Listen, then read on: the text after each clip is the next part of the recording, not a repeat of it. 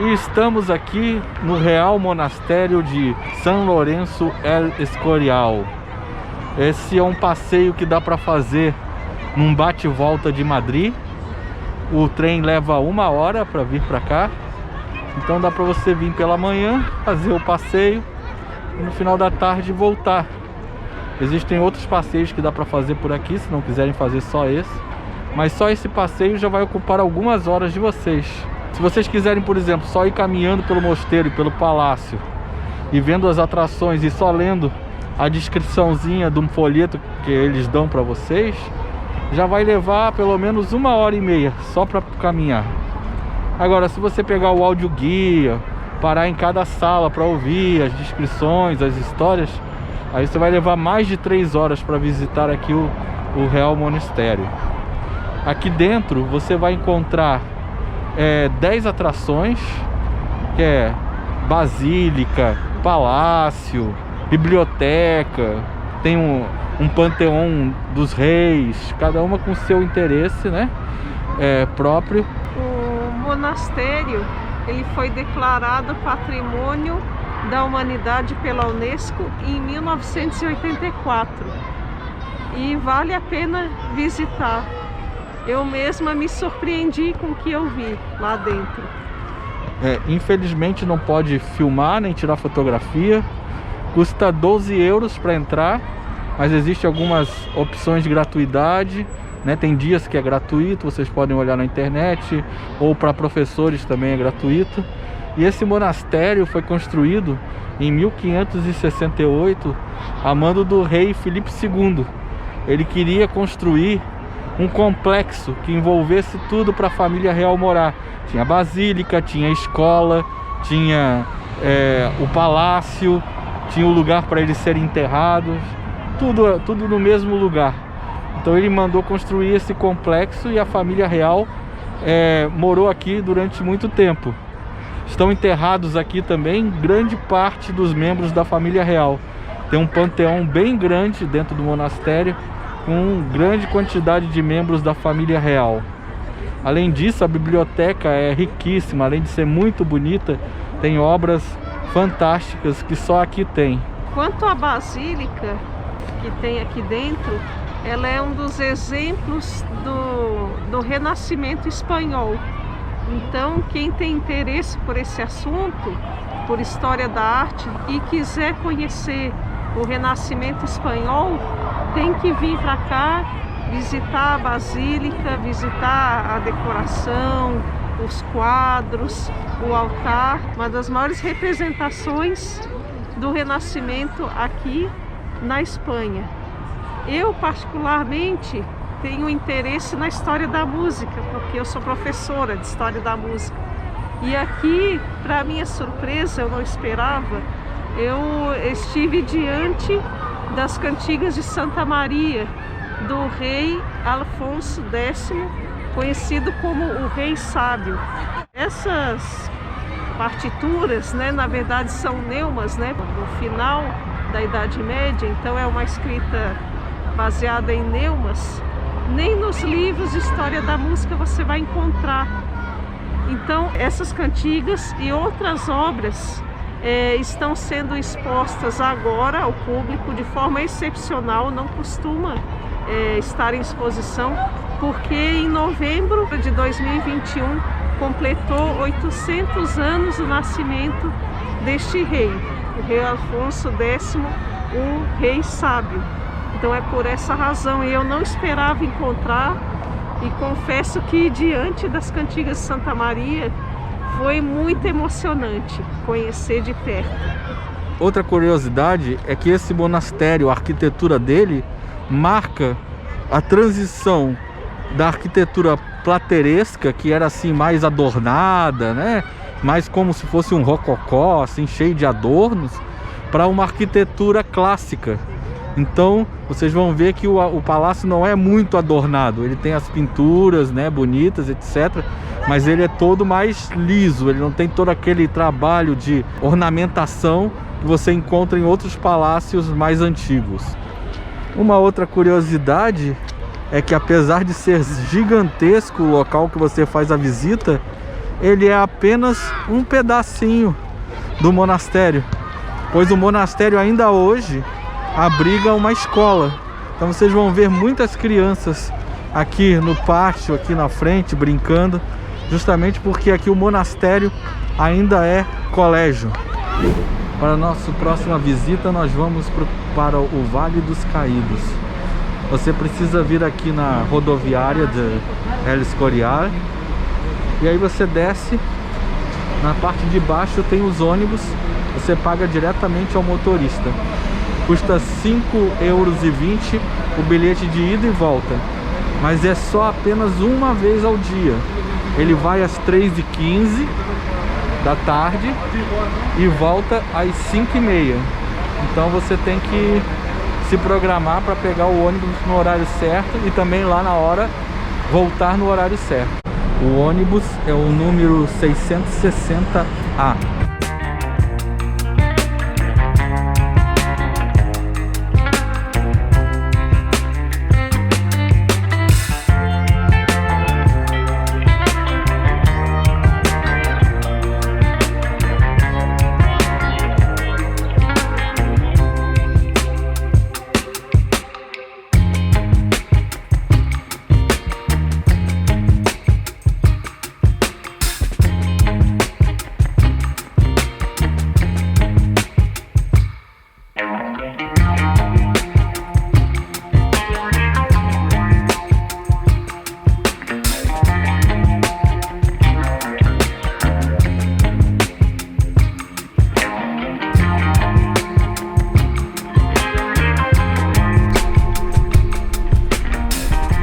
Rapidinho os ingressos, tem apenas umas 3 pessoas além de nós dentro do ônibus, então não levou nem 5 minutos para que todos comprassem seus ingressos.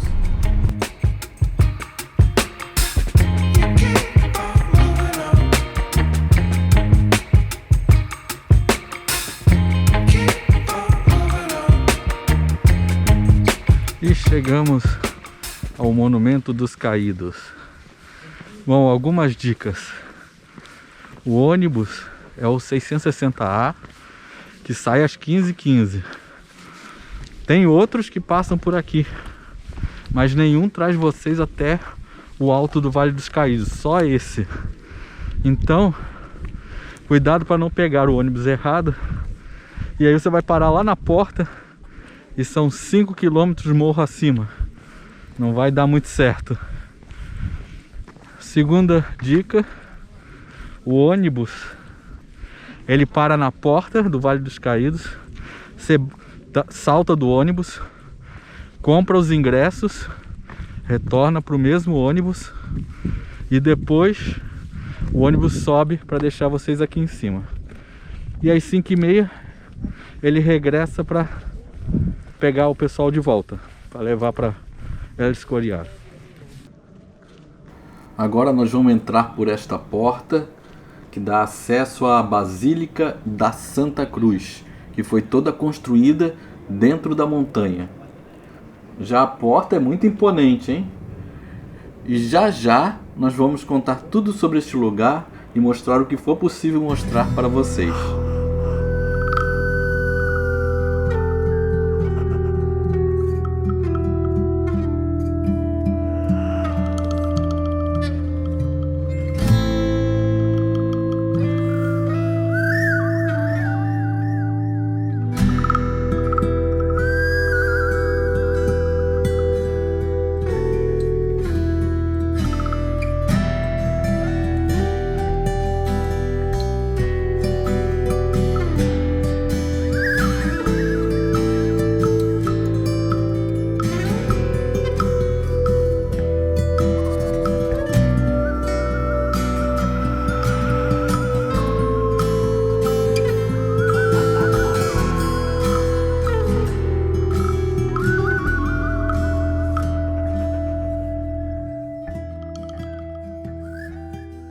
Bom, dentro da basílica não pode tirar fotos nem filmar.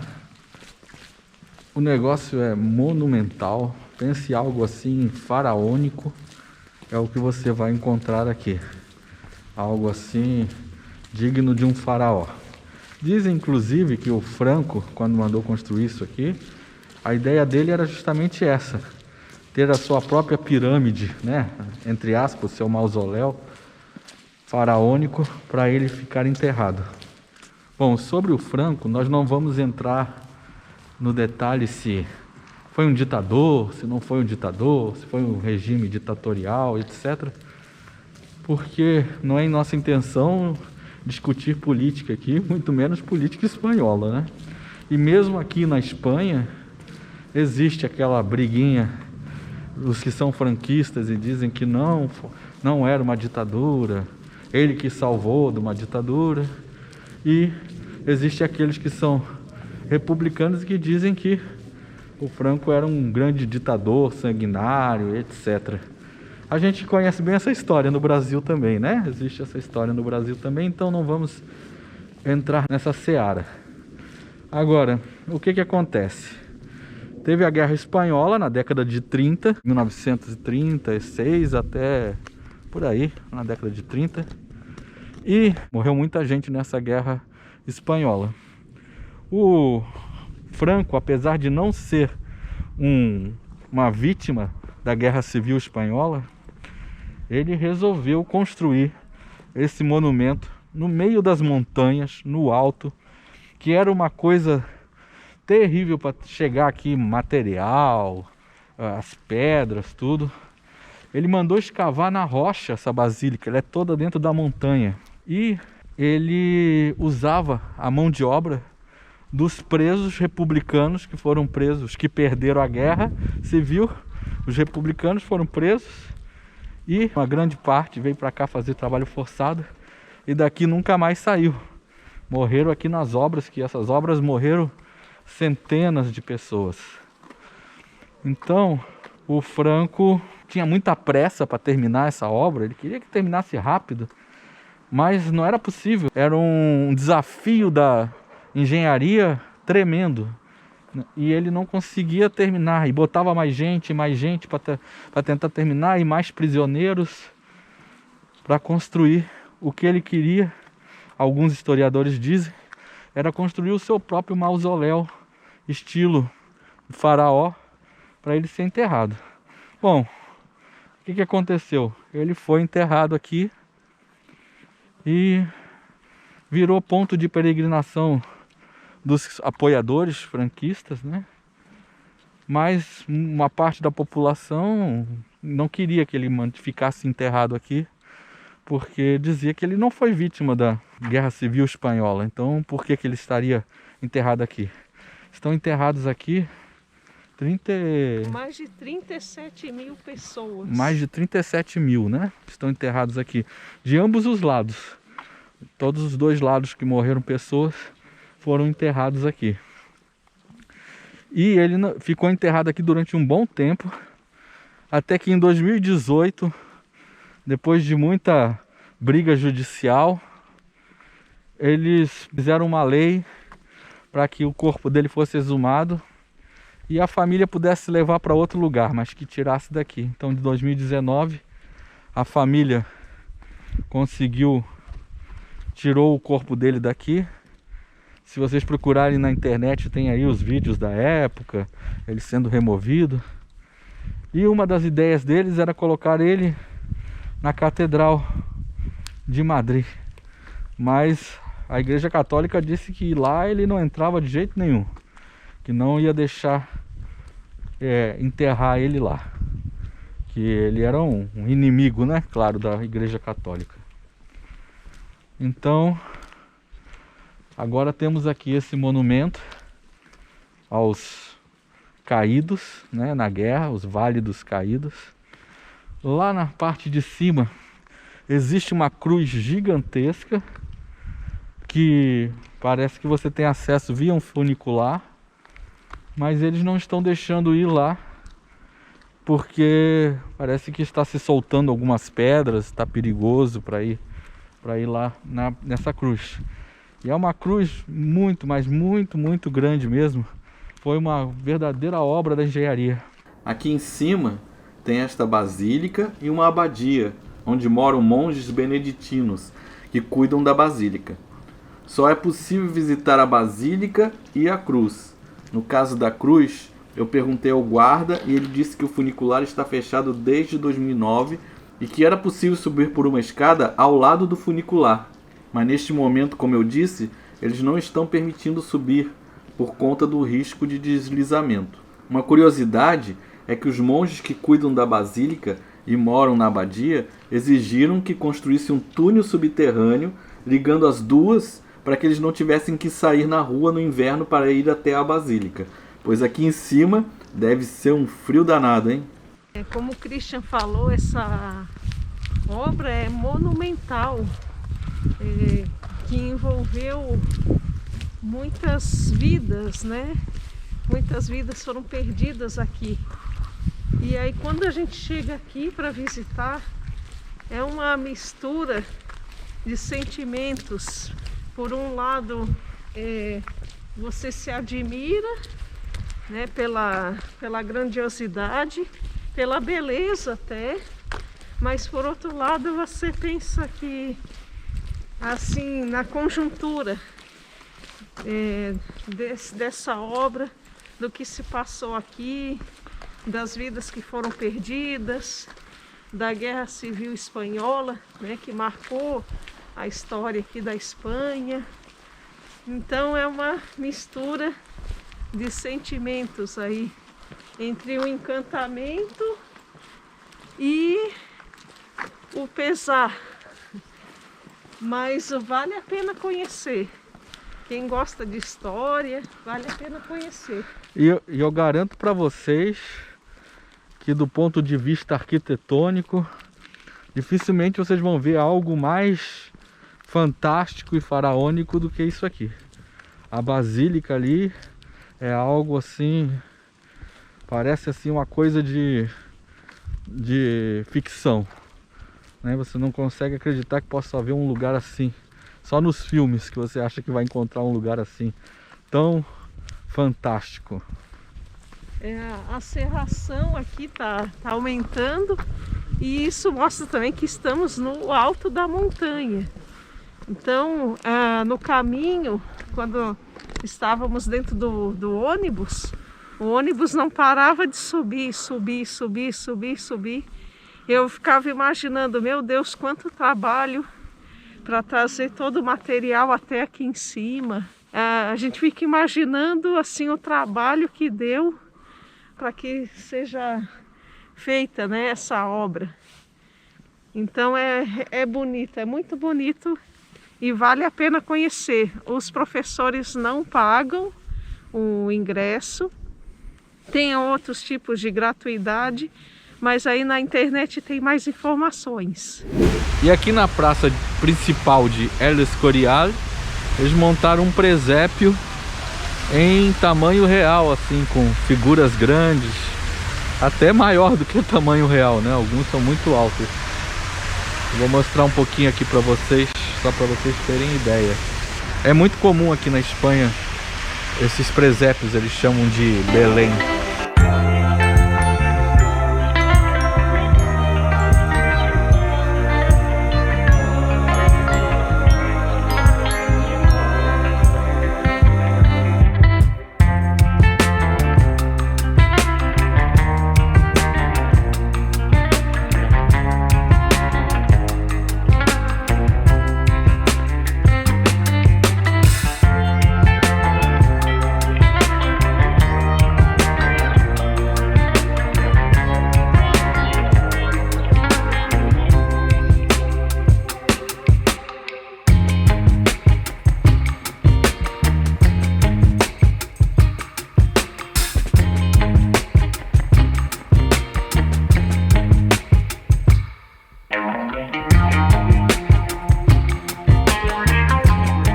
Com estas imagens desse presépio, vamos nos despedindo de El Escorial. Nos vemos no próximo vídeo. Um abraço! Até a próxima, pessoal!